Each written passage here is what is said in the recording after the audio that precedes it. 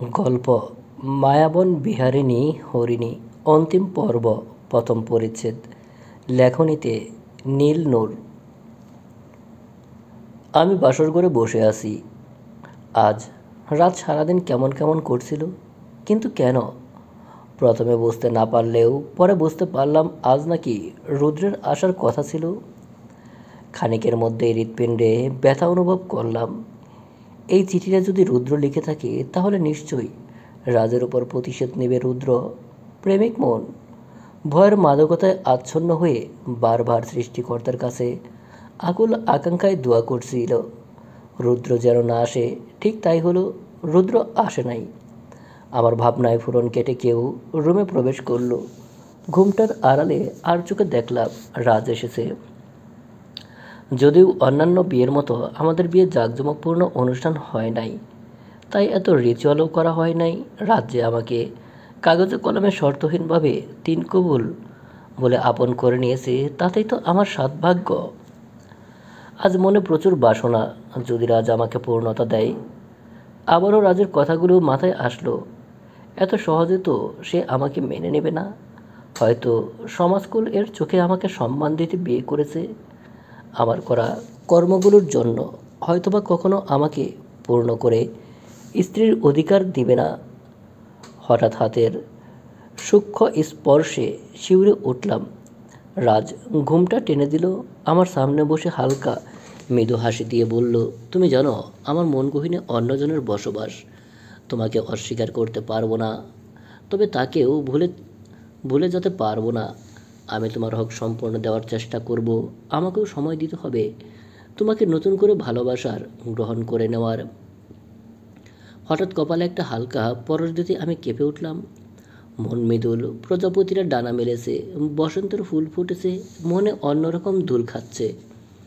পূর্ণতার এক সাগরে ভাসছি আমি। আজ আমি পূর্ণ, রাজের ছোঁয়ায় পূর্ণ। দেখতে দেখতে কেটে গেল আরও 1 বছর। আমি আজ 8 মাসের অন্তঃসত্ত্বা। নারী তখনই পূর্ণ হয় যখন তার স্বামী তাকে পূর্ণ করে, আর সেই পূর্ণতাই তখন সে মা হয়। রাজ হাওলাদার বাড়ির ব্যবসা সামলাচ্ছে। আগে থেকে রাজ অনেকটাই পরিবর্তন হয়েছে, কিন্তু মাঝরাতে এখনও বিহারিনীর ঘরে যেতে ভুলে না। এর মাঝেও আমার মা ও এ বাড়িতে দাদি শাশুর অনুভূতিতে এসেছিল বেশ কয়েকবার। সেদিন মা আমাকে বিয়ে দিয়েছিল আমার ভালোর জন্যই।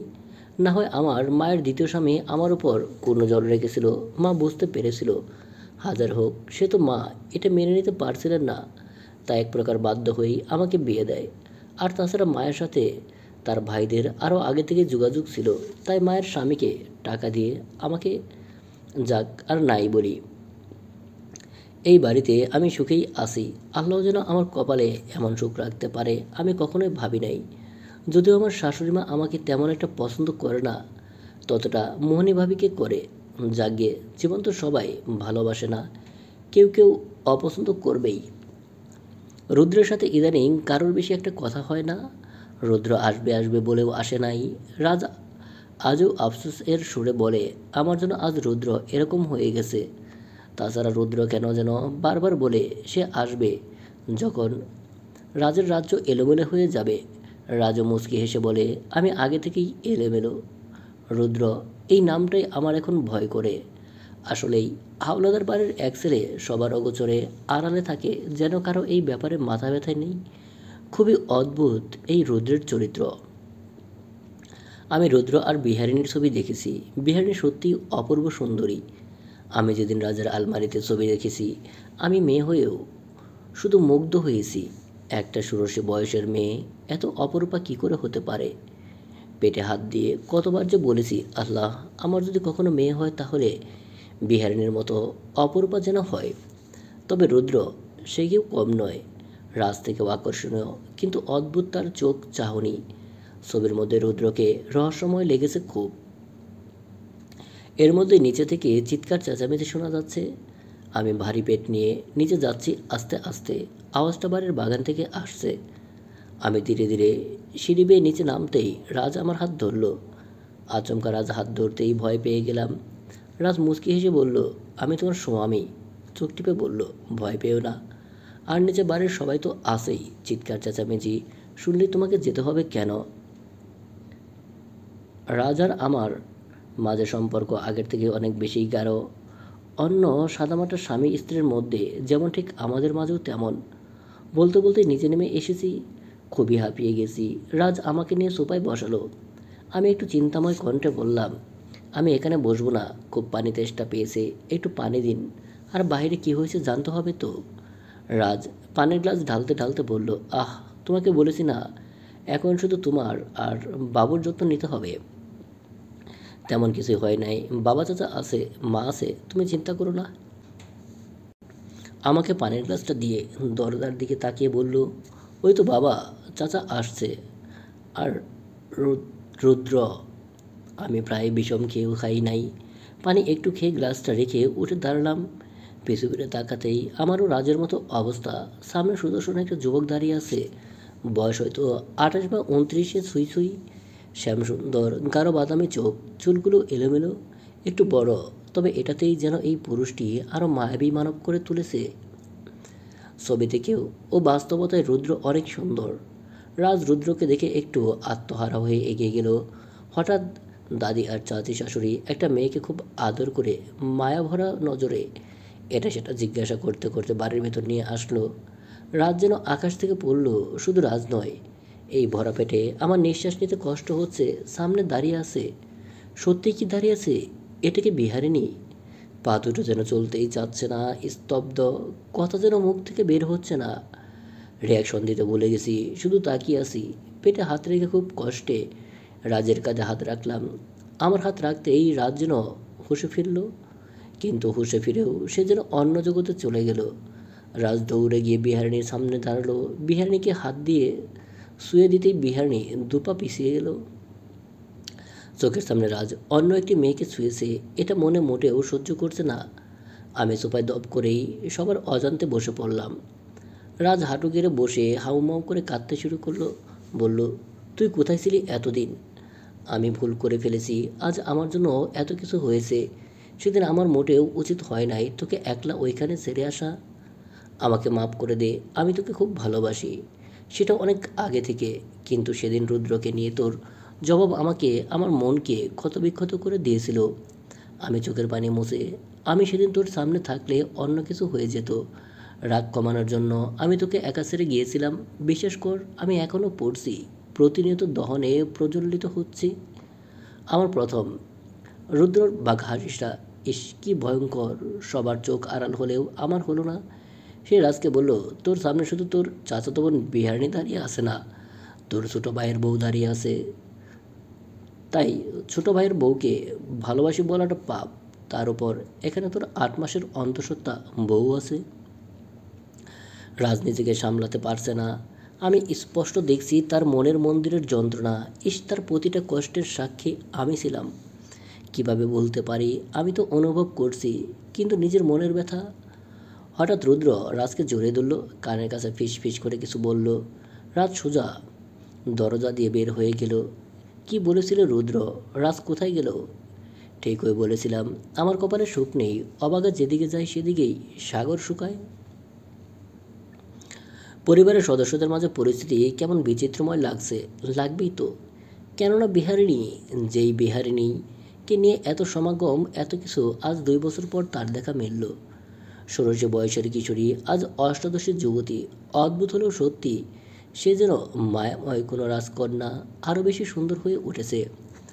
সবাই সাদরে গ্রহণ করলেও মনে মনে প্রশ্নের উকি কিন্তু এখনও কম নয়। বিহারিণীর সাথে সেদিন কি হয়েছিল? এতদিন বিহারিণী কোথায় ছিল?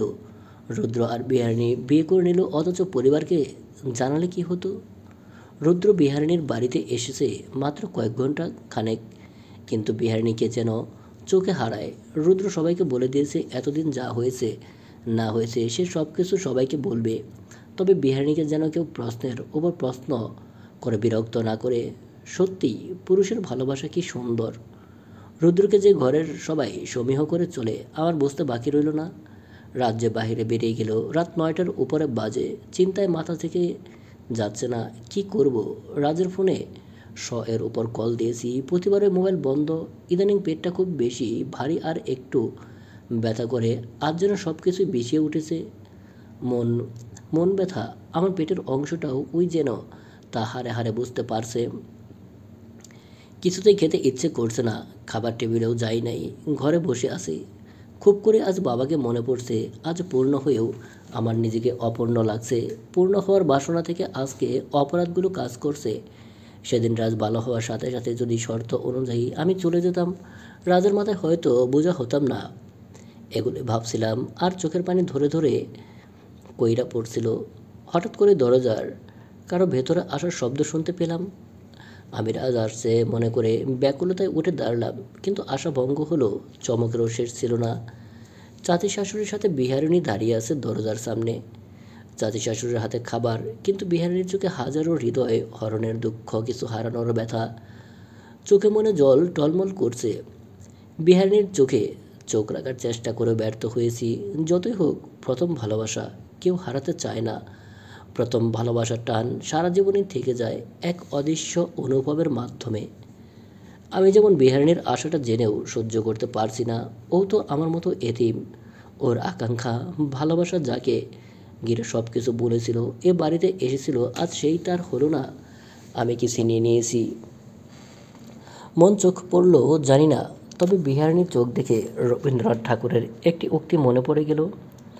নদীর এপার করে সারিয়া নিঃশ্বাস, ওপারেই সর্বসুখ আমার বিশ্বাস। নদীর ওপার বসে দীর্ঘশ্বাস সারে কহে, যাহা কিছু সুখ সকলই ওপারে। রবীন্দ্রনাথ ঠাকুর। চাচি শাশুড়ি আর বিহারিণী রুমের মধ্যে ঢুকলো। বিহারিণী ছলছল চোখে এদিক সেদিক তাকায়, সব কিছুর গোপনে চোখের পানিও আড়ালে লুকিয়ে মুছে, যা আমার দৃষ্টির আড়াল হলো না। চাচি শাশুড়ি আমাকে জোর করে খাওয়াই দিল। খেতে ইচ্ছে করছে না, তবুও খাচ্ছি, খেতে হবে। আমি তো আর একলা নই, আরেকজন আমার মাঝে বড় হচ্ছে। সৃষ্টির কি অদ্ভুত লীলা খেলা! মুহূর্তেই সুখ দুঃখে পরিণত হতে সেকেন্ড সময় লাগে না। খাওয়া শেষ। হঠাৎ বিহারিণীময় হরিণী পাখি কাঁপা কাঁপা গলায় বলল, তুমি রাজভাইয়ের বউ? আমি শুধু মাথা নাড়িয়ে সায় দিলাম। কি সুন্দর তুমি!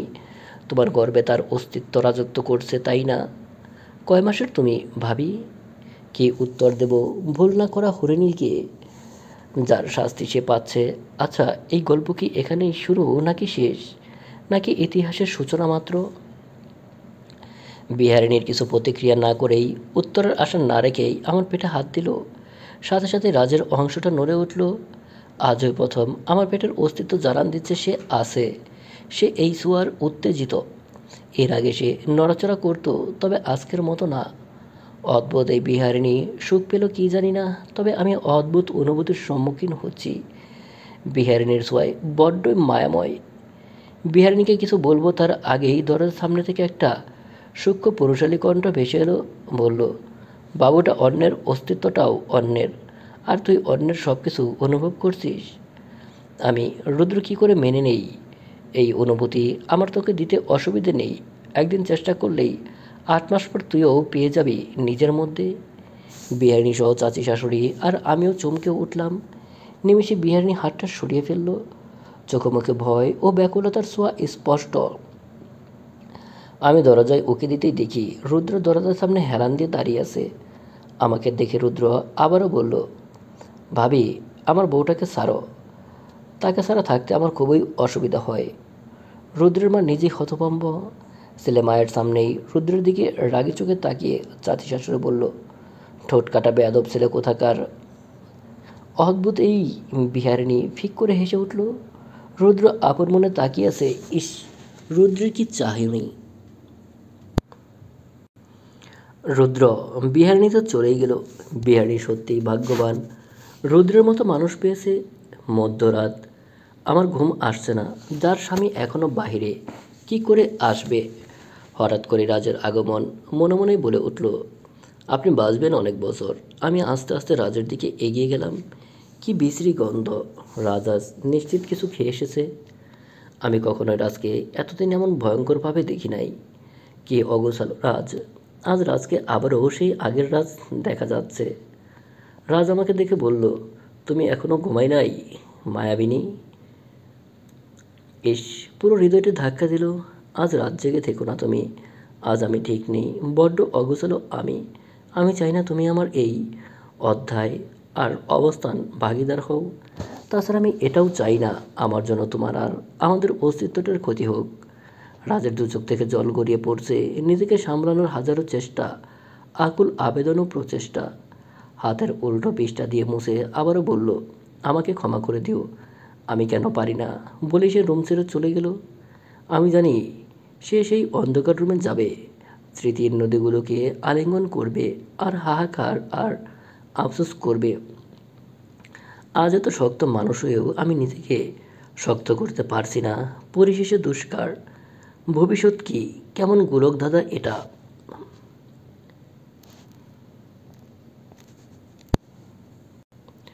ঘুম আর আসলো কোথায়।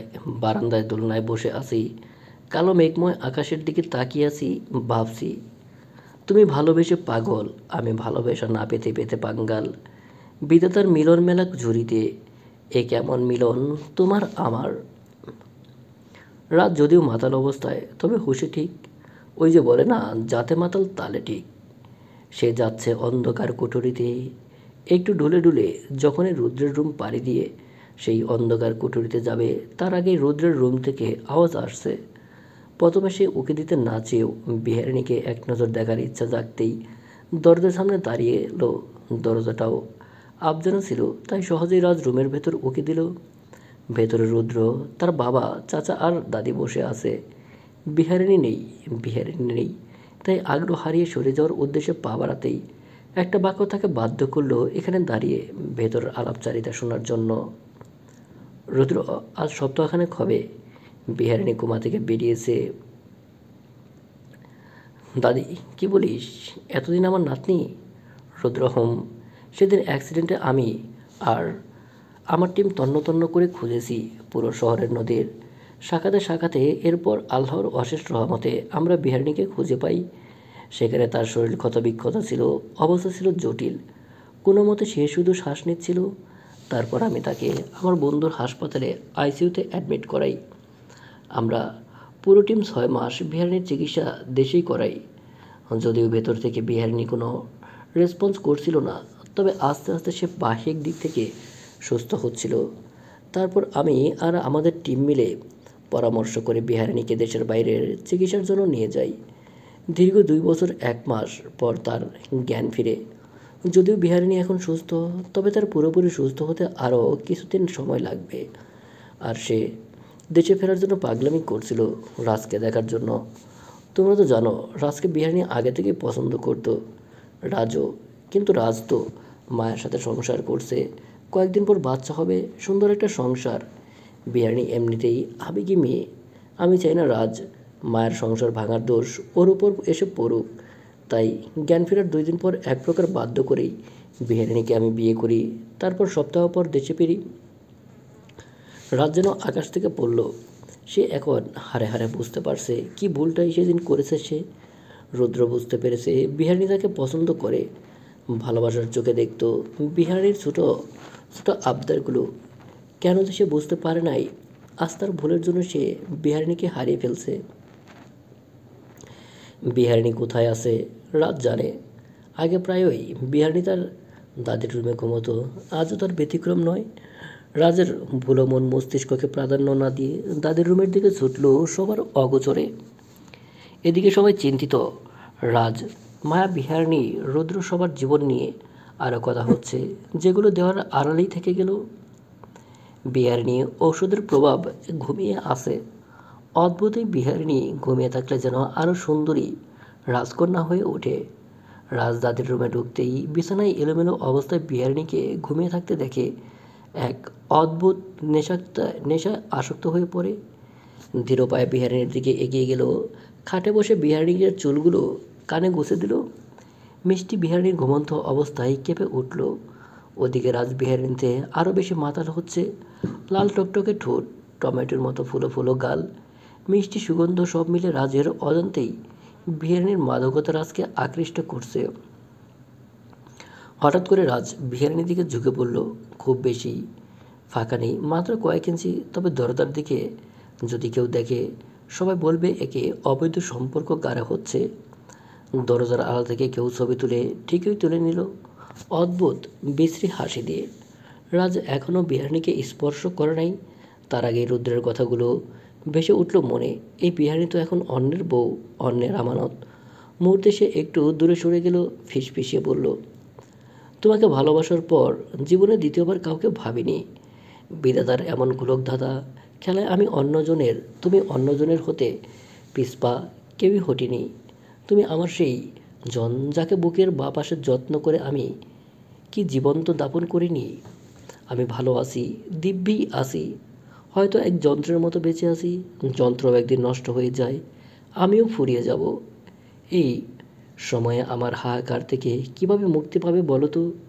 কৈফিয়ত দিতে পারবা? একটু দাও না। সেদিন মুখ ফুটে কেন বললে না আমাকে জুড়েই তোমার প্রথম বসন্ত ফুটেছিল মনে? রাজ্য বিচারের রুম থেকে বেরিয়ে গেলেও সে চায় না কেউ তাদের দেখুক, তার ভালোবাসার উপর কলঙ্কের তিলক আঁকা হোক।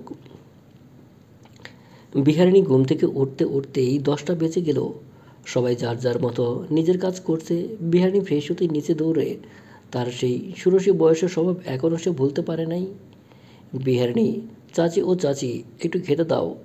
রান্নাঘরে ঢুকেই নতুন এক মুখের দিকে তাকিয়ে আছে। মোহিনী একা রান্না করে, বাড়ির সবাই বাগানে বসে আছে। বসন্তের হালকা আমেজ, সবাই হালকা সাদামাটা রোদ, ঠান্ডা গরম অনুভব করছে। মোহিনী ভ্রুকুচকে তাকালো। বিহারিণীকে সে মোটেও পছন্দ করে না। বিহারিণীর সম্পর্কে সে সব জানে, মোহনের দুর্বলতার আকাঙ্ক্ষা, ও তাছাড়া সে বিহারিণীকে সৌন্দর্যের দিক থেকেও হিংসা করে। মোহিনী, তুমি কি জানো না এই বাড়ির নিয়ম? 9টার আগেই সকালের খাবার খেতে হয়। বিহারিণী এমন ঠোঁট কাটা কথা মোটেও পছন্দ নয়। বিহারিণীর বাজে বাজে অভ্যাসগুলো পরিবর্তন না হলেও মেজাজ আগে থেকেই খিটখিটে হয়ে গেছে। হুটহাট কথা এখন সে হজম করতে পারে না। চিল্লিয়ে উঠল, বলো তুমি কে এই কথা বলার? মোহিনী, এই বাড়ির বউ আমি, মোহনের বউ। সবার জন্য যেই নিয়ম তোমার জন্য একই নিয়ম। নিয়ম বললে কি পরিচয় দিতে হবে নাকি? তুমি কে? তোমাকে পরিচয় দিব। বিহারিণীর যেন হঠাৎ করেই রাগটা মাথায় উঠে গেল। শান্ত বিহারিণী একটা অশান্ত কাজ করে বসল। হাতের পাশ থেকে চাকুটা হুট করে হাতে নিয়ে মণিকে দেওয়ার সাথে সাথে চেপে ধরল। গলায় ছুরি ঠেকিয়ে বলল, আমি বিহারিণী, বিহার হাওলাদার আর রিনা হাওলাদারের মেয়ে, এই বাড়ির মেয়ে, তার উপর রুদ্র হাওলাদারের বউ। কথাটা কি দাঁড়ালো? একসাথে এই বাড়ির মেয়ে আর বউ। তুই কি জানিস তোর জামাই এই বাড়ির কেউ না, ফালতু কুত্তা। ব্যাপারী বাড়ির বউ, এই বাড়ির বউ হিসেবে পরিচয় দেয়, শরম লজ্জা তো রাখ। বিহারিণী হাতটা ঝাড়ি সরিয়ে চোখ উল্টিয়ে মুখ ভেঙচে বলল, আমি এই বাড়ির বউ, আসছে বউ হইতে, অধিকার দেখাইতে। বিহারিণী তার প্রিয় রুটি ভাজি নিয়ে ধপাধপ রান্নাঘর থেকে বের হয়ে গেল। এদিকে মোহিনী রাগে খুবই ফুঁসছে। বিহারিণী সোফায় বসে রুটি রোল করতে ব্যস্ত। অনেকদিন পর সে তার প্রিয় খাবারের স্বাদ নিচ্ছে, তাই আশেপাশে খেয়াল নেই। সকালে উঠতে বরাবরের মতোই আজও লেট। আমি আস্তে আস্তে সিঁড়ি দিয়ে নামতেই হাঁপিয়ে গেছি। ধীরে ধীরে সোফায় বসলাম। পাশে বিহারিণী খাচ্ছে মনের সুখে। এই মেয়েটা আসলেই একটু অন্যরকম, এটা ভাবতেই বিহারিণী হঠাৎ আমার দিকে তাকিয়ে মিষ্টি একটা হাসি দিল। তারপর বলল, ওমা, তুমিও এখন ঘুম থেকে উঠছো? আমি মাথা নাড়িয়ে সায় দিলাম। বিহারিণী মুচকি হেসে তার প্লেটে থাকা রুটি রোলগুলো আমার দিকে বাড়িয়ে দিল। আবারও বলল, তাহলে খাও, রান্নাঘরের সব রুটি আমার দখলে আর নেই। দুপুরে রান্না হচ্ছে এখন, এখান থেকে অর্ধেক তোমার, খেয়ে নাও। বিহারিণীর এমন সরল ছোটো মানুষই ব্যবহার আমার হৃদয় কাড়ল। মনে মনে প্রশ্ন জাগলো, কত সহজে তার খাবারের অর্ধেক ভাগ আমাকে দিয়ে দিল, ঠিক যতটা সহজে আমাকে সে রাজের বউ হিসেবে মেনে নিল। তারপর ভালোবাসা, প্রথম সন্তানের উৎসবের আমেজ, সমস্ত কিছুই আমি কেড়ে নিয়েছি। অথচ সদ্য ভূমিষ্ঠ হওয়া শিশুর মতো সব কিছু দেখছে। আসলে কি বিহারিণী রাজকে কখনো গভীরভাবে ভালোবাসছে, নাকি রাজের প্রথম ভালোবাসা হিসেবে সেই গেঁথে আছে? আজ সারাদিনও রাজের মুখোমুখি দেখলাম না। আমার থেকে তার যেন হাজারবার লুকিয়ে থাকার ইচ্ছে। কেন? আচ্ছা, আমি কি তার কাছে কৈফিয়ত চেয়েছি? চাইনি তো। তাহলে সব জেনেই তো আমি তার হয়েছি। সে যদি আমাকে নাই মানে না মানুক, আমাদের অস্তিত্বটাকে না হয় নাম দিক। নিজের অদ্ভুত ইচ্ছেটা কি সত্যি অদ্ভুত? না তো, মোটেও না। পৃথিবীর সকল মাই চায় তার সন্তানের পিতৃপরিচয়। আমিও ব্যতিক্রম হব কেন? অন্যদিকে আগের প্ল্যান ফ্লপ হওয়াতে আর বর্তমান অবস্থা দেখে তারা মহাচিন্তায় আছে। এই বাড়ির সম্পত্তি হাতানো মোটেও সহজ নয়। কি করা যায়? যাদের ইঞ্চি ইঞ্চি রক্তের স্রোতে হাওলাদার বাড়ির বিনাশ লেখা আছে। মুহূর্তে লিডার কিছু একটা নির্দেশ করতেই প্ল্যানের সূত্রপাত ঘটল, ছড়িয়ে পড়ল চারদিকে। কিন্তু চার দেয়ালের মধ্যে বিস্তৃত উচ্চ স্বরে একত্রে সবাই হেসে উঠল। কেটে গেল আরও এক সপ্তাহ। সময় যেন ঘনিয়ে আসছে। আমার অস্তিত্ব আমাকে জানান দিচ্ছে সে আসবে অতি শীঘ্রই। মাঝে মাঝে নিজেকে খুবই পূর্ণ মনে হয় অনুভবে। হয়তো এটাই মাতৃত্বকালীন স্বাদ যা সকল নারীকে পূর্ণ করে। এই পুরোটা সপ্তাহ রাজ আমাকে এড়িয়ে গেছে। কোনো একদিন এক পলক চোখের দেখা হয়েছে, আবার হয় নাই। খুব ব্যস্ত সময় পার করছেন ব্যবসার কাজে। মূলত বিহারিণী এই পরিস্থিতি থেকে সে পালাতে চাচ্ছে, কিন্তু রাতে সে ঠিক এই মদ্যপানে অভ্যস্ত। সব কিছু বলতে চাওয়ার নেশায় সেদিন পালায়, রাতে ঠিক ওই আলিঙ্গন করে। আজ আর নয়, আমার সহ্যের সীমা অতিক্রম করে গেছে। আমি কি বলেছি আমার থেকে পালাতে, কৈফিয়ত দিতে? তাহলে আমার না হোক, আমার বাচ্চার জন্য হলেও তাকে সর্বজ্ঞানের সব কিছু বাস্তবের রূপে আলিঙ্গন করতে হবে। এতদিন বিহারিণীকে আমি দোষী ভাবতাম, কিন্তু আমি এই সপ্তাহগুণে রাজের প্রতি তার একরাশ ও আগ্রহতা দেখিনি। হয়তো বিহারিণী নিজেকে শান্ত করার চেষ্টা করছে। খুবই অদ্ভুত সে, বুঝতে পারছি না। আমার জানাশোনা বিহারিণীর সাথে তার আকাশ পাতাল পার্থক্য। সে কি সত্যি বিহারিণী নাকি মুখোশময় অন্য কেউ? মাঝে মাঝে বাড়ির লোকজনও বিহারিণীকে অদ্ভুত চোখে দেখে, চিন্তা করে। রাজের অপেক্ষায় বসে বিহারিণীতে আমি মুগ্ধ, চিন্তিত, বিস্মিত। হঠাৎ করে আমার ফোনে নোটিফিকেশন বেজে উঠল। আননোন নাম্বার থেকে হোয়াটসঅ্যাপে একটা ছবি এসেছে। নিচে লেখা আছে, স্ত্রী স্বামীকে শুকনা দিতে পারলেই স্বামী অন্যের মধুতে মুখ ভেজায়। আহ, কি রঙ্গখেলা! ছবিটা দেখার আশায় ক্লিক করতেই রাজ আর বিহারিণীর কিছুটা আপত্তিকর ছবি। ছবিটা দেখে খপ করে বসে পড়লাম। পেটটা খুবই ব্যথা করছে। এর মধ্যে দরজা খোলার শব্দে চমকে উঠলাম। রাজ এসেছে। দরজার সামনে এসে দাঁড়ালো। ইস, নিজের কি অবস্থা বানিয়েছে! মুহূর্তেই হৃদয় পাঁজরে কষ্টের বুনিয়াদ শুরু। যদিও অজান্তেই চোখের পানি গড়িয়ে পড়ল চোখ থেকে। ইস, কি বেহায়া এই চোখ! মনে পড়ে গেল মোবাইলের ছবিটা। রাজ, তুমি এখনও ঘুমো নাই? মায়াবিনী, কেন জেগে আসো? শরীর খারাপ করবে তো। আমি তাকিয়ে আছি। এভাবে তাকিও না। তোমার দুই চোখের স্বপ্ন আপনার অধিকার। দায়িত্বের বেড়াজাল থেকেও আমি নেই। আমি পড়ছি না, আমি পারছি না। বড্ড সময় প্রয়োজন। মনে আজ খুবই কষ্ট, রক্তক্ষরণ হচ্ছে। কি করে থামাই নিজেকে? খুব সহজেই রাগি না আমি, তবে আমার মেজাজও ইদানিং আরও বেশি খিটখিট হয়ে গেছে। রাজার দিকে ভরা পেটটা নিয়ে এগিয়ে গেলাম। ঠাস করে একটা চর বসিয়ে দিলাম। বললাম, আমি কি মানুষ না? আমার কি মন নেই? আমার পেটের অস্তিত্ব কি এইসব ফিল করছে না? রাজ গায়ে হাত দিয়ে দাঁড়িয়ে আছে। রাজের একটা হাত ধরে আমার পেটের উপর দিয়ে বললাম, দেখো, এখানে তোমার অস্তিত্ব রাজত্ব করছে। পরিচয় দিতে পারবে তো? আমাকে বিয়ে করে আমাকে ছুঁয়ে দায়িত্ব নিয়েও তুমি সেই দায়িত্ব পালন করতে পারো নাই। আমি এক নারী। আমি এমন এক নারী যে মুখ বুজে সহ্য করেছে, চেয়ে চেয়ে দেখেছে তার স্বামীর কারবার, যে অন্য একটি মেয়ের জন্য ছটফট করছে। আমার মতো নিজের অস্তিত্বকে অন্য একটা মেয়ের জন্য ফেলে দিবেন? রাজ ফুঁসে উঠল। না না, ফুঁসে উঠেছে কেন? ছবিটা দেখিয়ে দেখুন কি সুন্দর মুহূর্ত। তাই তো আমাকে ভুলে যাচ্ছেন আমাদের অস্তিত্বটাকেও। আমি এগুলো মেনে নিয়ে বেঁচে থাকবো কী করে হয়? আমি আমার বাবার মতোই না হয় বাবার কাছে নিজের পাপকে পেটে হাত দিয়ে চলে যাই।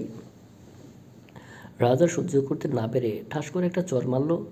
বড়া পেটে থাপ্পড়টা সহ্য করতে না পেরে ফ্লোরে পড়ে যাই। মাথাটা খাটের পায়ের সঙ্গে বাড়ি খেয়েই রাজ পাশের টেবিলটা একটা ঘুষি মারতেই ঝনঝন করে কাছের টেবিলটা ভেঙে গেল। দরজা খুলে রাজ দপদপ করে চলে গেল। হঠাৎ থাপ্পড়টায় আমি কিছু আঁচ করতে পারলাম না। মাথা কেটে রক্ত পড়ছে, কিন্তু সব কিছু কেমন যেন ঘোলা ঘোলা লাগছে। মোবাইলটা খুঁজছি, আশেপাশে হাতিয়ে মোবাইলটা পেলাম। পেটে অতিরিক্ত ব্যথা করছে। ফ্লোরে রক্ত আর রক্ত, চোখে ঝাপসা। আমার সবশেষ বাজার কোনো ইচ্ছেই মন থেকে পাচ্ছে না, কিন্তু অজান্তেই পেটে হাত যেতে মনে হলো। এর তো দোষ নেই, পুরো অধিকার রয়েছে পৃথিবীর আলো দেখার। মোবাইলটা ভালো করে দেখছি না, কী থেকে কী চাপছি বুঝে উঠতে পারছি না। তবে এই মুহূর্তে আমার খুবই সাহায্যের প্রয়োজন। মাথাটা চক্কর দিয়ে উঠল। মোবাইলটা হাত থেকে দূরে পড়ে গেল। কেউ একজন রুমের ভেতর আসছে। দরজাটা খুলে ভেতরে আসলো, কিন্তু কে সে? যদিও এক আকাশ আশার আলো তাকে ঘিরে, কিন্তু মুহূর্তে আশার আলো নিভে গেল যখন মোহিনী ভাবি আর শাশুড়ি মায়ের কণ্ঠটা শুনলাম। আমাদের প্ল্যান কাজ দিয়েছে। রাজকে তো ধীরে ধীরে শেষ করতে পারেনি এই অসভ্য মেয়ের জন্য, পাগলের জন্য। ভালোবাসা উতলিয়ে পড়ছিল, কিন্তু আজ সেই পাগল নিজের হাতেই তোর বিনাশ নিয়ে এসেছে। অন্য কারো আসার শব্দ শুনতেই তারা এখান থেকে সরে দাঁড়ালো, আর ভেতরে বিহারিণী প্রবেশ করতেই মায়া ভাবি। হাওলাদার বাড়ি সম্পূর্ণ নীরব। বাসায় আছে মাত্র গুটি কয়েক মানুষ। হাসপাতালে করিডোরে সবাই দাঁড়িয়ে আছে। এ দাঁড়িয়ে থাকা না থাকার সমান, কেননা একজন নারীর এই সময়টাতে তার স্বামীর প্রয়োজন সবচেয়ে। কিন্তু আফসোস, অভাগীর স্বামী আজ নিখোঁজ। রাত ছাড়া বাড়ির প্রায় সবাই এখানে। রুদ্র উটিতে আছে। মায়ের দায়িত্বটা সেই নিয়েছে এতক্ষণ। তার টিম মায়ের কেসের দায়িত্বটা নিয়েছে। চিন্তার ভার যেন শেষই হচ্ছে না। কী থেকে কী হয়ে গেল, বিহারিণী এখনও খেয়ালিতেই আছে। সে কিছুতেই মানতে পারছে না। উপস্থিত সকলের চোখে জল। মধ্যরাতে সবাই হাসপাতালের সামনে, চোখে পানি, কপালে একরাশ চিন্তা। কেটে গেল 1-1.5 ঘন্টা। এর মাঝে রাজকে শত শত কল দেওয়া হচ্ছে। রাজ কল রিসিভ করছে না। এদিকে সবাই ওটির লালবাতিটার দিকে তাকিয়ে আছে। হঠাৎ করে রুদ্র বের হয়ে আসলো। শক্ত মনে রুদ্রের চোখে জল ছলছল করছে। হঠাৎ সে তার বাবা আর চাচাকে সাথে নিয়ে একটা চেম্বারে গেল। এদিকে রুদ্র যাওয়ার পরপরই একজন নার্স বের হয়ে এলো, বলল, এখানে বিহারিণী কে? বিহারিণী যেন চমকে উঠল, কাঁপা কাঁপা গলায় বলল, আমি। বিহারিণীকে নীল ড্রেস পরিয়ে ওটির ভেতর নিয়ে গেল। চারদিকে যেন রক্ত আর রক্ত। বিহারিণীর মাথাটা চিনচিন ব্যথা করে উঠল। এমন রক্তাক্ত অবস্থা সে যেন কোথাও দেখেনি, কিন্তু মনে করতে পারছে না। নিঃশ্বাস ভারী হয়ে উঠছে। এর মধ্যেই একটা মিহি সূক্ষ্ম কণ্ঠ তার হাতটা চেপে স্পর্শ করতে কেঁপে উঠল। ও নিচের দিকে তাকিয়ে দেখল মায়া তাকিয়ে আছে। মায়ের মুখটা শুকিয়ে গেছে। ইস, গোলুমোলু মেয়েটা ঘণ্টাখানেকের ব্যবধানে শুকিয়ে গেছে। বিহারিণী ডুকরে কেঁদে উঠল। বিহারিণীর কান্না দেখে আমার মনে যে সন্দেহ খুব সব কিছু মিহির হয়ে গেল। না, এরকম একটা মেয়ের মনে কখনো কালো কিছু থাকতে পারে না। আমার মতোই সেও এই হাওলাদার বাড়ির রহস্যে মরিয়ে গেছে। কি নিষ্পাপ শিশুদের মতো সে। এমন দুঃসময় ও আমি বিহারিণীকে নিয়ে ভাবছি। মনে মনে কিলকিল করে হেসে উঠলাম। বিহারিণী কান্না ভারে কথা বলতে পারছে না। চোখগুলো ফুলে গেছে। হাত রাখা কাজ করা কাগজটা বিহারিণীকে দিলাম। বললাম, বিহারিণী, হরিণী। বিহারিণী অকপটে তাকালো আমার দিকে। এই কাগজটা তুমি রাজকে দিও। বিহারিণীর মাথা নাড়িয়ে সায় দিল, ঠিক বাচ্চাদের মতো। নার্স তাড়া দিতে শুরু করলো। বেশি কথা বলা যাবে না, সময় শেষ। বিহারিণীকে যেতে বলল। আমি তাদের আর একটু সময় দিতে বললাম। বিহারিণীর হাতটা আমার পেটে শুয়ে বললাম, বিহারিণীময় হরিণী, যদি আমি না থাকি আমার সন্তানটাকে দেখবে। মায়ের মতো কথা দাও। বিহারিণী আরও বেশি ডুকরে কেঁদে উঠল। মাথায় না না দুলে বলল, তোমাকে ফিরতে হবে। বিহারিণীর হাতটা পেটে আরও মিশিয়ে দিয়ে বললাম, আমি এতিম ছিলাম, মা থেকেও নেই। ছিল আমার জীবন, আমি থাকবো না। সময় ফুরিয়ে এসেছে। এই রাস্তাটা এই পর্যন্তই। আমার গল্প এখানেই শেষ, তোমার শুরু। হাওলাদার বাড়ির জঘন্য অতীত, রহস্যময় প্রতিশোধের খেলা হচ্ছে। আমার সন্তানটাকে এই থেকে রক্ষা করো। আমি তোমাকে অনেক বিশ্বাস করি। আমি হয়তো কেড়ে নিয়েছি তোমার থেকে অনেক কিছুই, কিন্তু তুমি তার পরিবর্তে আমার সন্তানকে তোমার নাম, পরিচয়, মাতৃত্ব, ভালোবাসা দ্বিগুণ দিবে। কথা দাও। বিহারিণী হু বলে মাথা নাড়িয়ে সায় দিল। বিহারিণীর হাতটা ছেড়ে দিলাম। বিহারিণী দৌড়ে বের হয়ে গেল। মনে মনে খুবই ভালো লাগা কাজ করছে। পেটে হাত দিয়ে বললাম, তোর জন্য আমার থেকেও ভালো মা দিয়ে যাচ্ছি। আমাকে মনে রাখবি তো, নাকি খেলার ছলে ভুলে যাবি? ভুলে যাস না আমাকে। আমার বাবা ভুলে গিয়েছিল, সে ছেড়ে চলে গেল। মা ভুলে গেল বিক্রি করে দিল। তোর বাবা ভুলে গেল, তুই যাস না। নামের মহিমায় হলেও, মায়াবন বিহারিণী হরিণী হলেও মনে রাখিস। হাসপাতালের বিছানায় শুয়ে উপরের লাইটটার দিকে তাকিয়ে মনেই মনে মনে বললাম, শেষ সময় আপনাকে দেখার এক অতৃপ্ত বাসনা। এত অবাকই কেন আমি? খুবই সূক্ষ্ম আলিঙ্গনে হারিয়ে যাব। রুক্ষ মনই জানে। রুদ্রের বাবা ও চাচা চিন্তিত। মায়ের অবস্থা অনেক করুণ। মায়ের মাথায় ইলেকট্রনাল ব্লিডিং হচ্ছে, আর বাচ্চার পৃথিবীতে আসার সময় এখনও হয়নি। অপরিপক্ক বাচ্চা, কিন্তু বাচ্চাকে এখনই বের করতে হবে। মায়ের লিভার ব্লিডিং হচ্ছে। যদি অপারেশন না করানো হয় তাহলে মা বাচ্চা দুজনেই মারা যাবে। তাছাড়া মায়ের মাথায় ইন্টারনাল ব্লিডিং না হলে তারা দুজনে কেউ বাঁচানোর চেষ্টা করতো। এখন তো মায়ের হাতেও সময় কম, মাত্র ঘণ্টাখানেক সময় আছে, তারপর সেও দুনিয়া থেকে বিদায় নিয়ে চলে যাবে চিরনিদ্রায়। রুদ্র এত এত কেস হ্যান্ডেল করেছে, কিন্তু আজ সে থমকে গেছে। সে পারছে না, হাত কেঁপে উঠে, বুক কেঁপে উঠে। মায়ের শুকনো মুখটা দেখলে সে যে মায়াকে নিজের ছোট্ট দুই বোন মারিয়া আর মাহিয়ার মতো দেখত। এই কয়েকদিনে তার আর মায়ের বন্ডিংটা ঠিক ভাই বোনের থেকেও গভীর হয়েছিল। মায়া প্রায় বাবুর যত্ন কীভাবে নিতে হয়, কী করলে ভালো হয়, এইগুলো জানতে চাইতো। রুদ্র তাকে তার সময়ের মধ্যে কিছু সময় বের করে উপদেশ দিত। আজ দ্বিতীয়বারের মতো রুদ্র অপারেশন থিয়েটারে যেতে ভয় পাচ্ছে। মনে মন নয়, বাহ্যিক দিক থেকে ভেঙে পড়েছে। রাজের প্রতি খুব বেড়েই চলেছে। অবশেষে যা সবার জন্য মঙ্গলজনক তাই করার আদেশ পেয়েছে রুদ্র তার বাবা ও চাচার থেকে। রুদ্রের বাবা আর চাচা মায়ের কেবিনের কাছে আসতেই বিহারিণী দৌড়ে গিয়ে রুদ্রকে জড়িয়ে ধরে হাউমাউ করে কান্না শুরু করে দিল। কান্নার বেগ এতই প্রবল যে বিহারিণী কিছুই মুখ ফুটে বলতে পারছে না। অন্য সময় হলে হয়তো রুদ্র হাসত, নিজ পাঁজরের প্রিয়তমার স্বজনই পাকে গিয়ে উপভোগ করত। আজ সেও ভেঙে পড়েছে। বিহারের মায়া ভাবি বলেছে সে থাকবে না পৃথিবীতে। খুব অভিমান হয়েছে তার। কোনোদিন আপনার কাছে কিছু চাই না, প্রয়োজন হলে কখনো আর আবদার করব না। আজ আমাকে আপনি কথা দিবেন, আমি আপনার কাছে চাইছি, যত যাই কিছু হয়ে যাক, মায়া ভাবি আর বাচ্চা দুজনকে আমার জীবিত চাই। চিল্লিয়ে উঠল, শুনেছেন ডাক্তার রুদ্র হাওলাদার, আমি আমার বোন মায়াকে আর তার বাচ্চাকে জীবিত চাই। রুদ্র যেন থমকে গেছে। বিহারীর এমন রূপ সে কখনো দেখেনি। তাছাড়া এই বিহারিণী তো সেই বিহারিণী নয়। বিহারিণী সর্বদিক থেকে ঠিক থাকলেও কি একইভাবে মায়া আর বাচ্চাকে চাইতো? কি জবাবই দেবে রুদ্র? বিহারিণীকে সরিয়ে সে দ্রুত পায়ে এক প্রকার উঠিতে যেন পালিয়ে গেল। ঠিক ঘণ্টাখানেক পর একজন নার্স একটা ছোট্ট অংশকে কাপড়ে পেঁচিয়ে নিয়ে আসলো। বাচ্চাটা কান্না করছে। পরিবারের রুদ্রের মা দাদি, রাজের মা মোহিনী এগিয়ে গেল, কিন্তু বিহারিণী থমকে দাঁড়িয়ে আছে। উটির লাল বাতি এখনও নিবে নাই। একবার বাচ্চা আরেকবার উটির বাতের দিকে তাকায়। ছোট্ট বাবুটা এক কোল থেকে আরেক কোলে যাচ্ছেই, কিন্তু কান্না থামছে না। মিনিট পাঁচেক সবাই চেষ্টা করলো, কিন্তু লাভ হলো না। দাদি নার্সের কোলে দিয়ে বলল, ওর মায়ের কাছে দিয়ে এসো, একটু দুধ খাইয়ে দিলেই শান্ত হয়ে যাবে। নার্সটা কি বলবে, শুধু বাচ্চাটার দিকে থমকে তাকিয়ে আছে। নার্সের যেন কিছু বলারও নেই। নার্সটা বিহারিণীর দিকে এগিয়ে গেল। মায়ের কথা মতো বিহারিণীর হাতে বাবুকে এক প্রকার একটু জোরেই তুলে দিল। সৃষ্টিকর্তার লীলাখেলা বড়ই অদ্ভুত। বাচ্চাটার কান্নাও সাথে সাথে থেমে গেল।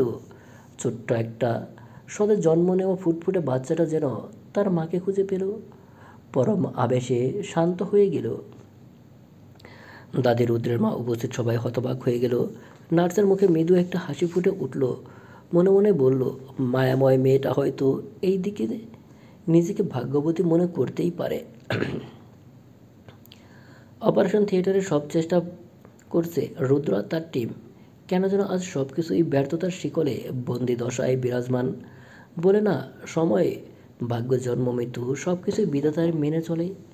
মায়া হঠাৎ করে কেঁপে উঠল, রুদ্রের দিকে হাত বাড়িয়ে দিয়ে বলল, ভাই। রুদ্রের শক্ত বুকটা যেন থরথর করে কেঁপে উঠল।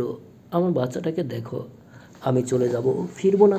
কথা দাও আমার বাচ্চাটা যেন তোমাদের পরিচয়ে বড় হয়। রুদ্র, আমি কথা দিলাম বোন তোকে। হু হু করে কেঁদে উঠল রুদ্র। মায়া, ভাইরে, শ্বাসটা নিতে খুবই কষ্ট হচ্ছে। একবার তাকে দেখে দেবে, একটিবার আমার শেষ ইচ্ছেটা পূর্ণ করে দে না ভাই। রাজকে একটিবার ডেকে দে না ভাই। এই দেখার আকুলতা আকাঙ্ক্ষা কেন মিটছে না আমার।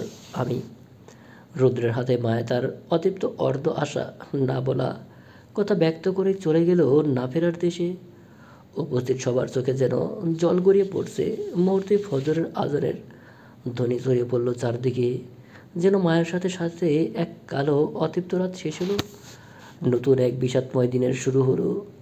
বসন্তের প্রথম দিন, যেন প্রতিটি রন্ধে রন্ধে মায়াময় বসন্তের এক বাসনা খিলে উঠল। হাওলাদার বাড়ি কান্নামুখর হয়ে উঠেছে পরিবেশ। অবাকের বিদায়ে সবার চোখেই যেন পানি। মায়দা হাওলাদার, মায়ের মা, মেয়ের নিথর দেহের উপর হুমড়ি খেয়ে পড়েছে। যেন কত আপন, কত ভালোবাসা সব আজ প্রকাশ পাচ্ছে। কী লাভ? বেঁচে থেকে যে পায়নি মূল্য, চলে যাওয়ার পর তা প্রকাশ করে লাভ কী? বিহারিণীর কোলে সদ্য ভূমিষ্ঠ হওয়া ফুটফুটে কন্যা সন্তানটি ঘুমিয়ে আছে। বিহারিণীর ঘরের দরজায় বসে আছে। মায়ের নিথর দেহটি আজ বাগানের লাশবাহী কাটে পড়ে আছে। বিহারিণী এক ধ্যানমগ্ন অবস্থায় শুধু তাকিয়েই আছে। লগ্নে 10 ঘটিকা পার হওয়া যার পরেও অবাগের স্বামীর খোঁজ নেই। যার অনুমতি ছাড়া লাশ মাটি দেওয়া যাবে না, আজ প্রকৃতিরও যেন কান্না করছে। বসন্তের শুরুতেই আকাশে কালো মেঘের ঢাকা, কনকনে ঠান্ডা বাতাস এক গম্ভীর পরিস্থিতি জানান দিচ্ছে। রাজ গাড়ি নিয়ে নিজ বাড়ির রাস্তায় থেমে গেল। অনেক মানুষের সমাগম তাদের গেট পর্যন্ত। খুবই ভাবনায় পড়ে গেল, এত মানুষ কেন? সে তার মায়ের মৃত্যুর পর এরকম ভিড় কখনো তাদের বাড়িতে দেখে নাই। মুহূর্তেই চিন্তা করলো বাড়িতে কি কিছু হয়েছে কি না। দ্রুত গাড়ি থেকে নেমে গেল। পকেট থেকে চাবিটা রাখতেই কাল রাতের ঘটনা মনে পড়ল। সে মায়াকে চড় দিয়েছিল, সাথে সাথে তার বক্ষপিঞ্জর কেঁপে উঠল। মনে মন জপছে মায়ের যেন কিছু না হয়, বাচ্চারা যেন কিছু না হয়। সে আর কখনো এরকম কিছু করবে না। এগুলো ভাবতে ভাবতেই মানুষজন ঠেলে ভেতরে প্রবেশ করলো। বাড়ির আঙিনায় ঢুকেই সে প্রথমে একটা ধাক্কা খেলো। পরিবারের সবাই কেমন যেন থমকে আছে, ছড়িয়ে ছিটিয়ে আছে। দাদির মাথায় কেউ পানি ঢালছে, তো কেউ চাচির মাথায় তেল দিয়ে শান্ত করছে। তার বাবা চাচাকে কেউ ধরে রেখেছে। বিহারিণীর একটা কাপড় পেঁচানো কিছু কুলে নিয়ে কোনো একদিকে তাকিয়ে ধ্যানমগ্ন হয়ে বিধ্বস্ত অবস্থায় বসে আছে। এই কেমন পরিবেশ চারদিকে। রাজ হঠাৎ করেই কারো আহাজারি শুনতে পেল। চমকে তাকালো সেদিকে। তার শাশুড়ি মা ওরফে ফুফু মায়েদা হাওলাদার কান্না করছে। এটা থেকে রাজ বিহারিণীর তাকানোর থাকা দিকটায় নিজেও তাকালো। লাশের খাটিয়া দেখতে পেয়ে একটু পিছিয়ে গেল। লাশের খাটিয়া? কে সেখানে? মায়া কোথায়? রুদ্র? চিন্তা করতে পারছে না রাজ। নিবু নিবু পায়ে এগিয়ে গেল খাটিয়ার কাছে। সাদা কাপড়টা একটু সরিয়ে দিতেই রাজ যেন 2 ইঞ্চি ছিটকে দূরে পড়ল। ধপ করে মাটিতে বসে পড়ল রাজ। ক্ষণিকের জন্য পয়েন্ট ব্ল্যাঙ্ক হয়ে গেল। মাথাটা চক্কর দিয়ে উঠল। দম নিতে কষ্ট হচ্ছে, দু চোখ পড়তে পানি। হাত বুক এমনকি সমস্ত শরীর থরথর করে কাঁপছে। মিনিট 2 পর রাজ হুমড়ি খেয়ে পড়ল মায়ের উপর। মায়া বলে আর্তনাদ, এর চিৎকারে উপস্থিতি সবাই থমকে উঠল। পাগলের মতো মায়ের লাশের খাটিয়া থেকেই রাজ নিচে নামিয়ে বুকে চেপে ধরল। চিৎকার আর হাহাকার যেন থামছেই না। রাজ, মায়া, ও মায়া, আমার মায়াবিনী, চোখ মেলো। একটিবার চোখ খুলে তাকাও। আমি তোমাকে ছাড়া অচল মায়া। আমি চেষ্টা করছিলাম তো, একটু সময় আর সুযোগ কি আমাকে দেওয়া যাইতো না? তুমি তো জেনেই আমার জীবনে এসেছিলে, তাহলে এমন অভিমান কেন করলে? মায়া মায়ের লাশের সাথে কথা বলে একবার চুমু খায় জড়িয়ে ধরে। রুদ্র রাজের কণ্ঠ শুনতে পেয়েই হুমড়ি খেয়ে ঘরের বাইরে বের হয়। তার রাজের উপর অনেক ক্ষোভ, কিন্তু রাজকে দেখে সে যেন সব কিছুই ভুলে গেছে। উপস্থিত সবাই হতবাক হয়ে রাজের দিকে তাকিয়ে আছে। রাজের মাথায় ব্যান্ডেজ করা, শরীরের শার্টে রক্তের ছোপ ছোপ দাগ, যেন রক্তের হোলি খেলায় রাজ মেতেছিল। রুদ্রসহ রাজের বাবা রাজকে জড়িয়ে ধরে রাজ তার বাবাকে দেখে হাউমাউ করে কাঁদতে শুরু করলো, কিন্তু সে কোনোভাবেই মায়াকে বুকে থেকে নামাচ্ছে না। আশেপাশে প্রতিবেশী মহিলারা আর রুদ্র মিলে রাজ আর মায়াকে অনেক চেষ্টা করে দূরে সরাতে সক্ষম হলো। রাজ যেন পাগল প্রায়, কোনো মতেই ছাড়তে রাজি না মায়াকে। বারবার বাবাকে বলতেছে, কি করে পারলো মায়া তাকে ছেড়ে চলে যেতে? মায়া, ও কি তার মায়ের মতোই অসময়ে হাত ছাড়লো? সে কি করে বেঁচে থাকবে? তাকে কি একটু সময় দিতে পারলো না? সে তো মায়ের জন্য নিজেকে গুছিয়ে নিয়েছিল। একটু সময় কি তার পাওয়ার অধিকার ছিল না? সে তো কোনো পাপ করেনি, কোনো দুঃখ আর ব্যর্থতার ছোঁয়া তাকে ছাড়ছে না, বরং আগলে রাখছে। সঙ্গী তাকে ছেড়ে চলে গেল। মায়াকে হাওলাদার বাড়ির পেছনে শিউলি গাছের নিচে মাটি দেওয়া হয়েছে, যেটা মায়া রাজের রুমের জানালার পাশেই। সবাই বিধ্বস্ত অবস্থায় বসে আছে ড্রয়িং রুমে। রাজ জ্ঞান হারিয়েছে কয়েক দফায়। রাজের মাথায় আঘাতটা ও অনেক গভীর। রুমে ঘুমিয়ে আছে রাজ। কেটে গেল 1 সপ্তাহ। রাজ নিজেকে প্রায় রুমবন্দি করে রাখে। মাঝরাতে তাকে কখনো কখনো মায়ার কবরের পাশে দেখা যায়। সে কখন কি করে বোঝা দেয়, এক সন্ন্যাসীন পাগল সে, যে এখন পর্যন্ত নিজের বাচ্চার মুখটা পর্যন্ত দর্শন করে নাই। দূর থেকে শুধু এক নজর দেখতো বাচ্চাটাকে যখন কান্না করতো, তারপর আবার চলে যেত। সন্ধ্যাবেলা এইদিকে বাচ্চাটি কান্না করছে, অবুঝ বিহারিণী দফায় দফায় বাচ্চাটির খেয়াল রাখছে। বিহারিণী বুঝতে পারছে না সে কিভাবে যত্ন নেবে এই বাচ্চাটার। এর মধ্যেই কাজের মেয়েটি দুধে ফিটার করে নিয়ে আসলো। দুধ ফিটার মুখে দিতে বাচ্চাটার কান্না খানিক কমলেও আবারও কান্না শুরু হয়ে গেল। বিহারিণী বুঝতে পারছে না কি করবে। পরিবারের সবাই কেমন ভেঙে পড়ছে, বেহাল দশা। রুদ্র নেই, এতদিন সে ছিল বলেই বাচ্চাটাকে সামলাতে হিমশিম খেতে হয় নাই। এখন সে কাজে ব্যস্ত, পরিবারের বিজনেসের দায়িত্বও তার কাঁধে এসে পড়েছে। এখন কি করবে একা বিহারিণীও এই বিষয়ে পাক্কা নয়। বিহারিণী বাচ্চাটাকে নিয়ে রুমের বাইরে আসতেই কোথায় থেকে যেন রাজ হুমড়ি খেয়ে পড়ল বিহারিণীর সামনে। এতক্ষণ রুদ্রের মা, রাজের মা বিহারিণীর রুমের দিকে আসছিল বাচ্চার কান্না শুনে, বাচ্চার কান্না থামানোর জন্য। কিন্তু রাজ এক প্রকার জোর করেই বিহারিণী থেকে বাচ্চাটা টেনে নিল নিজের কোলে। বাচ্চাটা চুপ হয়ে গেল। বিহারিণী ভয়ে কাঁপছে। সে জানে রাজ ঠিক নেই, রাজের পাগলামো সে নিজের চোখে দেখেছে। এখনও কি বিধ্বস্ত অবস্থায় দেখাচ্ছে তাকে। মুহূর্তে রাজ বাচ্চাটার কপালে একটা চুমো আঁকলো। রাজ নিজের অংশটার দিকে তাকিয়ে আছে, মায়ের অংশ। রাজ ডুকরে কেঁদে উঠল। বিহারিণীর হাত থেকে দুধের বোতলটা এক প্রকার জোরপূর্বক নিজের হাতে নিল। তারপর আস্তে আস্তে করে বাচ্চাটাকে নিয়ে নিজের রুমে চলে গেল। মায়া চলে গেছে, মাটিতে চিরনিদ্রায় শায়িত আছে।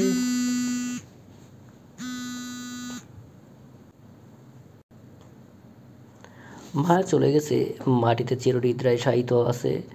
সপ্তাহ হয়ে গেছে, রাজ যেন তা মানতেই নারাজ। এইদিকে 9টা বেজে গেছে, পরিবারের সদস্যদের মাঝে চিন্তা খেলা পারছে। রাত সন্ধ্যায় বাবুটাকে নিয়ে গেল, এখন পর্যন্ত বাবুর কান্না শুনে নাই। সবাইকে মানা করেছে ওর রুমে যেতে, না হয় ভয়ঙ্কর কিছু করে ফেলবে, হয়তো বাবার কোলে মায়ের আবেশ খুঁজছে। কিন্তু পাগল বিহারিণীর মন উকি দিচ্ছে বাচ্চাটার টানে। রুদ্রও আসতেছে না, বাড়ির কেউ রাজের রুমে যাওয়ার সাহস পাচ্ছে না। তাই এক প্রকার বাধ্য হয়েই রাজের রুমে গেল। বাচ্চাটা খাটে ঘুমিয়ে আছে। রাজ ফ্লোরে বসে জানালার বাইরে উকি দিয়ে শিউলি গাছের দিকে তাকিয়ে আছে। ফ্লোরে এখনও রক্তের মৃদুছাপ স্পষ্ট হয়ে আছে। হঠাৎ বাচ্চাটা নড়ে চড়ে উঠল। বিহারিণী অঞ্জত অঞ্জত মনে ধীরে ধীরে পায়ে বাচ্চাটার দিকে এগিয়ে গেল, হাত দুটো নিজের ওড়নায় পেঁচিয়ে। বিহারিণী শুধু তাকিয়ে আছে বাচ্চাটার দিকে। মুহূর্তে তার কর্ণপাশে একটা রুক্ষ কণ্ঠ শুনতে পায়। রাজ, তুই এই সময় এই রুমে কি করছিস? এই রুম থেকে বেরিয়ে যা।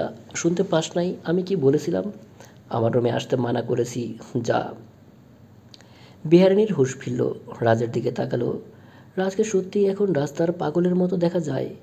কি অবস্থা করেছে নিজের, বাড়ির কারোর কথা শুনে না। বিহারিণীর ভয়ে বলল, আমি ওই বাবুকে। রাজ ধমক দিয়ে বলল, চুপ, একদম চুপ।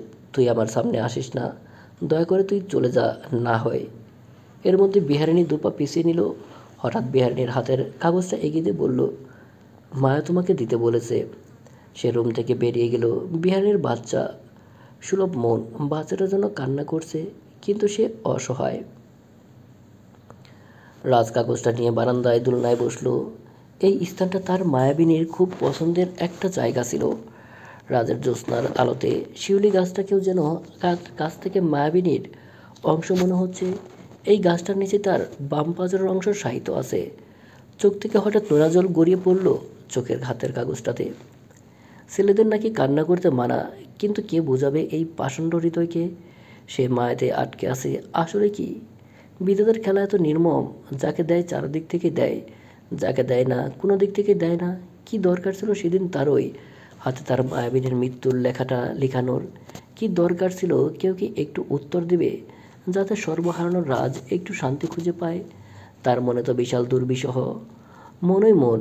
আবারও প্রশ্ন, কেনই বা সেদিন তার গাড়ি অ্যাক্সিডেন্ট করতে হবে, হাতের মোবাইলটা হারাতে হবে, সারা রাত হাসপাতালে বেহুশ অবস্থায় পড়ে থাকতে হবে? কেন? বিধাতার এত নিষ্ঠুর খেলা। মা হারালো, বাবা থেকেও থাকলো না। সৎ মায়ের কম অত্যাচার তো বড় হলো না। কত নীরবে সহ্য করেছে, যাকে ভালোবাসলো তাকেও পেল না। কিন্তু কি সুন্দর গোলক দাদা, ভালোবাসার মানুষটি আজ তার চাচাতো ভাইয়ের বউ, যে তাকে তার মায়ের মতো আগলে রাখলো। ভালো রাখার জন্য বিশ্বজয়ী হলো, সমস্ত বাধা পাড়ি দিল। সেও মায়ের মতো ভালোবাসার মতো তাকে ছেড়ে চলে গেল। সে কি এতই খারাপ? সে কি একটু সুযোগ পাওয়ার যোগ্য ছিল না? তার কি একটু সময় পাওয়ার অধিকার ছিল না? একটু সময় তার সুযোগ দিলে কি হতো? সবশেষে তারও তো অন্য আর কয়েকটা মানুষের মতো সুখে থাকার ইচ্ছে জাগে, সুখ পেতেও কপাল লাগে। তার কি তাও নেই? কি করে বাঁচবে সে? দীর্ঘশ্বাস হাহাকার জুড়ে রয়েছে দক্ষিণা শিউলি গাছের পাশের দোতলা কক্ষটা, যার মাটিতে সহিত আছে এক অভাগিনী। তার আর তারই মতো আরেকটা অভাগা তার জন্যই অপেক্ষার প্রহর গুনছে। এক শিশু মা হারা হয়ে সহিত আছে, প্রহর গুনছে, দেখছে নিয়মিত পুনর খেলা। হালকা ধমক, হালকা ধমকা কনকনে ঠান্ডা বাতাসে রাজের হুঁশ ফিরে এলো। হাতে থাকা কাগজের বাসটা খুললো। হাতের লেখাগুলো খুবই পরিচিত, কাপা কাপা হাতে লেখা। ইস্কি হৃদয় হরণ যন্ত্রণা নিয়ে লিখেছিল তার অর্ধাঙ্গিনী। দু চোখে পড়ে অশ্রু, তবু চিঠিটা পরিবার এক আকুল বাসনা। প্রিয়, আমার হৃদয়ে মাজারে রেখো, ভুলে যেও না। তোমার অংশটা দিয়ে গেলাম, যত্ন করে রেখো। তুমি আজও অবুঝ শিশুর ন্যায় রয়ে গেলে। কিভাবে থাকবো আমি তোমাকে ছাড়া, একলা ওই অন্ধকার কুঠুরিতে? সৃষ্টিকর্তার লীলা খেলায় কার দোষ? না তোমার, না আমার, কারো নয়। তবু আমাদের অগোচরে হাওলাদার বাড়ির কেউ কেউ মৃত্যুর খেলায় সজ্জিত করেছে। আমি সর্বশেষে তোমার রক্ষা করতে পারলাম না। নিজের যত্ন নিও, আমার অংশটাকে দেখে রেখো। আমাকে তোমার হৃদয়ে জায়গা দিতে না পারলেও মস্তিষ্কের স্মৃতিতে স্মরণে রেখো, মায়াবিনী। রাজ চিঠিপত্রটা পড়েই মাথায় হাত রাখলো। এখন রাজের কিছুই ভালো লাগছে না। বারবার চিঠিপত্রটা পড়ছে আর একটা লাইনেই থমকে যাচ্ছে। আমাদের অগোচরে হাওলাদার বাড়ির কেউ এই মৃত্যু খেলায় সজ্জিত করেছে। কথা যেন মাথার সোচের মতো বিঁধল। রাজ আর কিছুতেই নিজেকে সামলাতে পারছে না, তাই তড়িঘড়ি করে উঠে গেল। রুমের ভেতরে প্রবেশ করতে সে ফ্লোরে থাকা কাপড়ে পিছলে খেয়ে খাটে বাড়ি খেতে যেও না খেয়ে ফ্লোরে বসে পড়ল। রাজ এক পলকের জন্য থমকে গেল। সে এখন হাড়ে হাড়ে টের পাচ্ছে মায়াবিনী ছাড়া তার রাজ অসহায়। বিহারিণীর প্রতি তার বাহিক ভালোবাসার থেকেও মায়াবিনীর প্রতি তার মায়া অনুভব, আন্তরিক সব কিছুই যেন বেশি। কিন্তু এই সব কিছু সে তার মায়াবিনীকে হারিয়ে বুঝতে পারছে। কী লাভ এখন? থমকে বসে থাকা রাজ নিজ পায়ে দাঁড়াতে গিয়েও যেন পারল না। হাত পা ছড়িয়ে আবার ফ্লোরে বসে পড়ল। হঠাৎ করে রাজের হাতে শক্ত কিছু লাগতেই রাজের নজর কাড়ে বস্তুটা আর কিছু নয়, মায়ের মোবাইলের উপর এখনও রক্ত লেগে আছে, রক্তে কালচে ভাব। তবু নিজেকে শান্ত করে মোবাইলটা হাত নিল। অন বাটনে ক্লিক করতেই মোবাইলটা চালু হয়ে গেল। সেদিন মায়াবিনীর এই মোবাইলটা সামনে ধরে কিছু দেখাতে সে উত্তেজিত হয়ে গিয়েছিল। তারপরেই তো শোরগোল, সব কিছুর নিস্তার। রাত যেন মোবাইলটার উপর নির্ভর হয়ে পড়েছে। এমনভাবে মোবাইলটা চাপছে এখানে তো সেখানে। হঠাৎ করে তার একটা ছবি নজরে পড়ে। ছবিটা দেখে রাজের ভ্রু যুগলদের চমকে উঠে। রাজ বুঝতে পারছে না এমন একটা ছবি এখানে কেন, তাও বিহারিণী আর তার নিকটতম ছবি, যেন অশ্লীলতায় দুজন। কিন্তু আজ পর্যন্ত রাজ কখনো বিহারিণীকে খারাপভাবে ছুঁয়ে দেখা তো দূরে থাক, খারাপ নজরেও দেখে নাই। সাথে সাথে রাজের মায়ের চিঠিপত্রটার লেখা কথাটা মনে পড়ে গেল। আমাদের অগোচরে হাওলাদার বাড়ির কেউ এই মৃত্যু খেলায় সজ্জিত করেছে। কে সে? আননোন নাম্বার থেকে মেসেজ। আর কিছু পেল না রাজ। মোবাইলটা আরেকবার তন্ন তন্ন করে খুঁজতে গিয়ে একটা ভিডিওতে আটকে গেল। ভিডিওটা কেউ দেয় নাই, বরং মায়াবিনীর মোবাইল থেকে সরাসরি করা। ভিডিওতে মায়াবিনী দুর্বিষহ মুহূর্তে তার সৎমা ও তার ভাবির কথোপকথন সম্পূর্ণ ধারণ করেছিল। বিহানি আসতেই তাদের লুকিয়ে পড়া, বিহানির চিৎকার, সবই রেকর্ড করা হয়েছে। তারপরের ঘটনাগুলো দেখলো, তার মায়াবিনীর কষ্ট পাওয়া, কাতরানো, সব কিছু ভিডিওতে। তারপর তড়িঘড়ি করে মায়াবিনীর সাহায্য করার সময় মোবাইলটার ভিডিও বন্ধ হয়ে যায়। রাস্তার অর্ধাঙ্গিনীর এমন অবস্থার সাথে ছিল না। তবে এই অবস্থাটা দেখে সে নিজেকে সামলাতে পারল না। গগন বেতারে চিৎকার করে মায়াবিনী বলে ডেকে উঠল। রাজের চিৎকারে ছোট্ট বাচ্চাটা ঘুম থেকে দরফরিয়ে উঠল, চিৎকার করে কান্না শুরু করলো। রাজ ফ্লোরে শুয়ে মোবাইল আর চিঠিপত্রটা বুকে জড়িয়ে হাউমাউ করে কাঁদতে শুরু করলো। রাজের পাশের রুমেই বিহারিণী। রাজের এমন ভয়ঙ্কর গগনবিদারী চিৎকার শুনে ভয় পেয়ে ও বাচ্চাটার কান্না শুনে নিজেকে আর ধরে রাখতে পারল না। রুম থেকে এক দৌড়ে সে রাজের রুমে ঢুকে গেল। বিছানায় এলোমেলো হয়ে বাচ্চাটা কান্না করছে আর রাজ ফ্লোরে অজরে কাঁদছে। বিহারি তার জীবনে এমন করুণাময় সময় পার কখনো করেছে বলে মনে হচ্ছে না। এ যেন এক মৃত্যু কান্না, সব কিছু হারিয়ে সর্বহারা হয়ে যাওয়ার খুব গভীর কান্না। অদ্ভুত এই বিহারিণী রাজের দিকে ছুটে না গিয়ে বাচ্চাটাকে বুকে জড়িয়ে ধরল। এর মধ্যেই রাজের মা চাচি মোহিনী হাজির হলো। ঘরের পুরুষেরা নেই, এখন এই এসে হাজির হবে অফিস থেকে। রাজকে ফ্লোরে এরকম শুয়ে শুয়ে কাঁদতে দেখে রুদ্রের মা দৌড়ে এসে রাজকে জড়িয়ে ধরল। কিন্তু রাজের মা আর মোহিনী দূরেই দাঁড়িয়ে থাকলো। তারা মনই প্রশান্তি পাচ্ছে। তাদের মুখ দেখে বোঝা যাচ্ছে রাজ তার চাচি মার হাতের পরশ পেয়ে চাচিমাকে জড়িয়ে ধরে হাউমাউ করে কাঁদতে থাকলো। ছেলেদের কান্না করতে নেই, কিন্তু রাজের ক্ষেত্রে এই কথাটাই উল্টো, যেন তার জীবনের সূত্রপাতই হয়েছে আমৃত্যু পর্যন্ত কান্না করার জন্য। রাজ নিজেকে সামলাতে চেষ্টা করছে। তার চাচিমায়ের বুক থেকে মাথা উঠিয়ে চাচিমাকে উদ্দেশ্য করে বলল, চাচিমা, কেউ যদি তোমার আপন কারোর ক্ষতি করে তাহলে তুমি কি করবে? রুদ্রের মা বুঝতে পারল না, তবে রাজের দু চোখের পানি পরম সযত্নে মুছে দিতে দিতে বলল, তুই কান্না করিস না বাপ আমার, তুই। রাজ এবার তার সৎমা আর মোহিনীর দিকে রক্তমাখা চোখে তাকালো।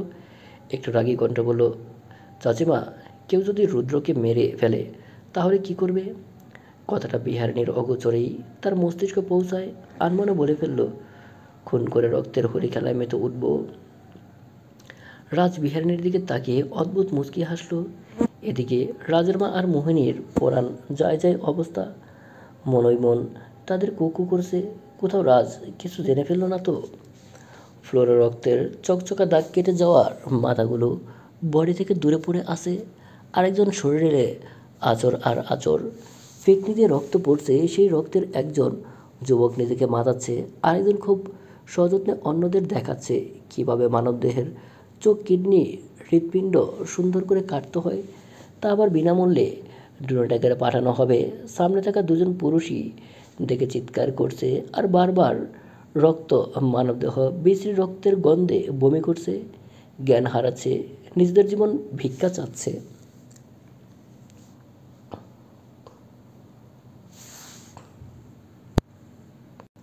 নিউজ ফিড জুড়ে নিউজ একটাই, হাওলাদার বাড়ির বড় ছেলের হাতে 3টি খুন হয়েছে।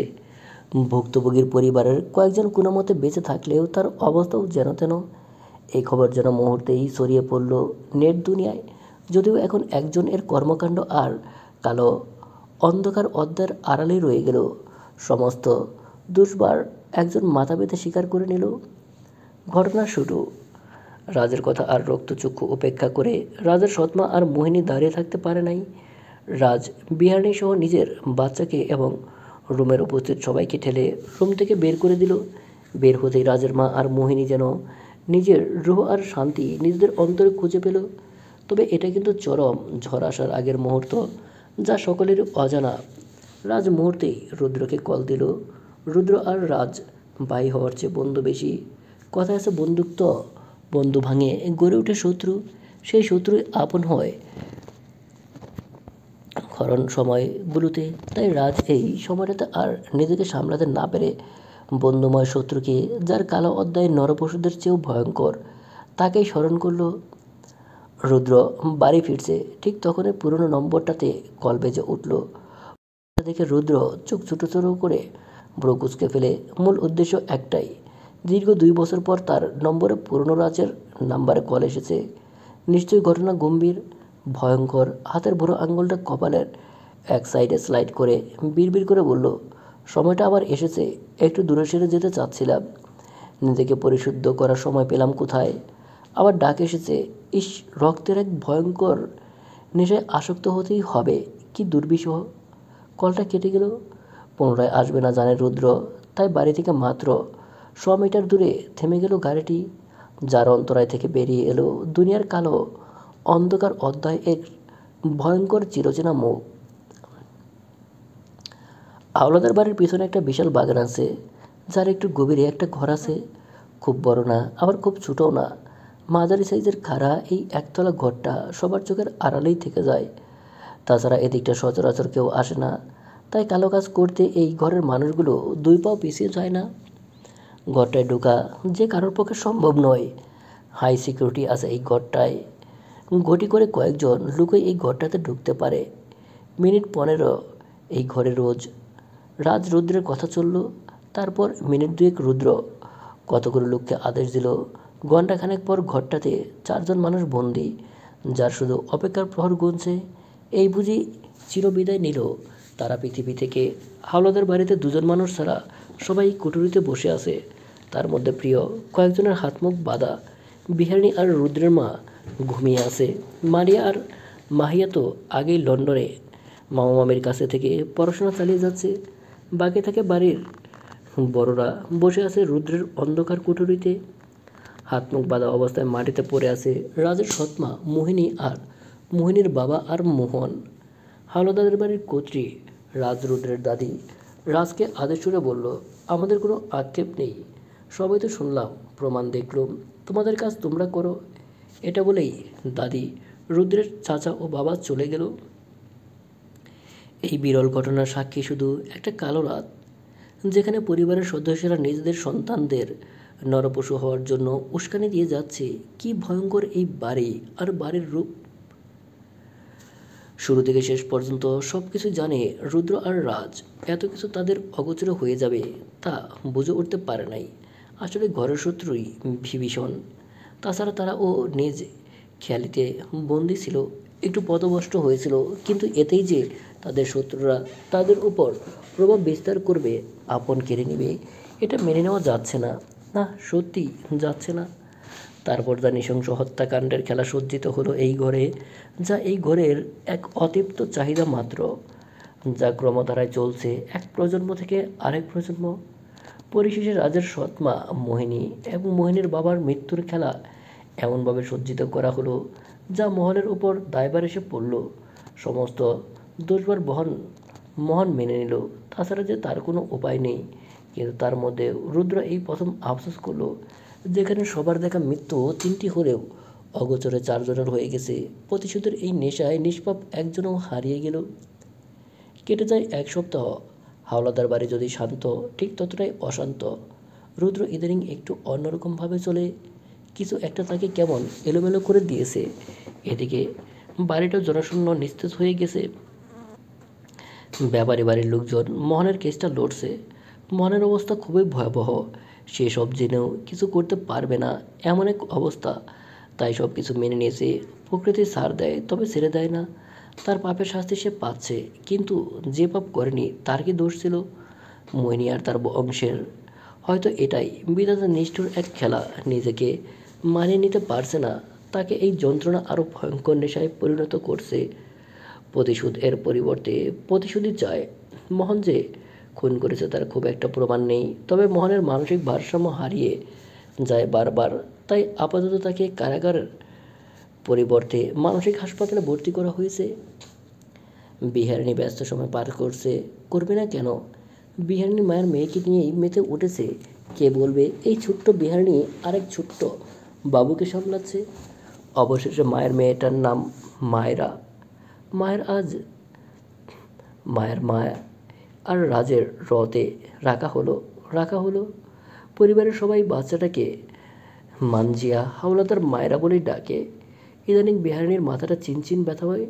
গরুটের ঝাপসা অনেক কিছুই সে দেখে, কিন্তু কিছুই মনে করতে পারছে না। তার মনে হয় এই বর্তমান ছাড়াও অতীতে অনেক কিছুই আছে, কিন্তু সে মনে করতে পারছে না কে সে।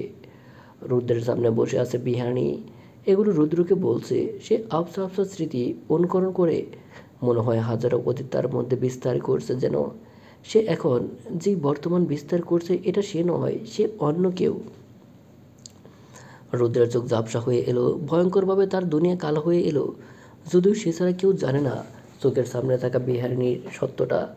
তবে কি আবারও সে হারাবে তাকে, নাকি আগে থেকে তার রঙে রাঙিয়ে নেবে এই মানুষটিকে? যদিও রুদ্রের তার অতীত অজানা, রুদ্র কী করবে বুঝতে পারছে না। তাই তড়িঘড়ি করে মনের অজান্তেই এই বিহারিণীকে জড়িয়ে ধরলো, আলিঙ্গন করে নিজের মনে অদ্ভুত শান্তি খুঁজে বেড়ালো। কপালে পরশ আঁকিল। ইস, সত্যিই যেন শান্তির স্বর্গ খুঁজে পেল। হয়তো পবিত্র বন্ধন এটাকেই বলে। বিহারিণীর চিনচিন ব্যথা রুদ্রের আলিঙ্গনে হারিয়ে গেল। সে রুদ্রের বুকে মাথা রেখে শান্তি অনুভব করলো। আকাশে জ্যোৎস্নার আলোতে দুজন মানুষ পূর্ণ হলো তো হলো, তবে কালো আঁধারে সম্পূর্ণ আকাশ ঢেকে গেল। ভয়াবহ বার্তা প্রেরণ করল, সামনে ভয়াবহ দুর্বিষহ কালো দিন, অন্ধকার রাত আসিতেছে মুখোশের সমস্ত পর্দা উন্মোচন করার জন্য। প্রথম পরিচ্ছেদের পরিসমাপ্তি। ধন্যবাদ প্রিয় দর্শক। গল্পটা কেমন লাগলো তা অবশ্যই কমেন্ট করে জানাবেন। ভালো থাকবেন, সুস্থ থাকবেন। আল্লাহ হাফেজ।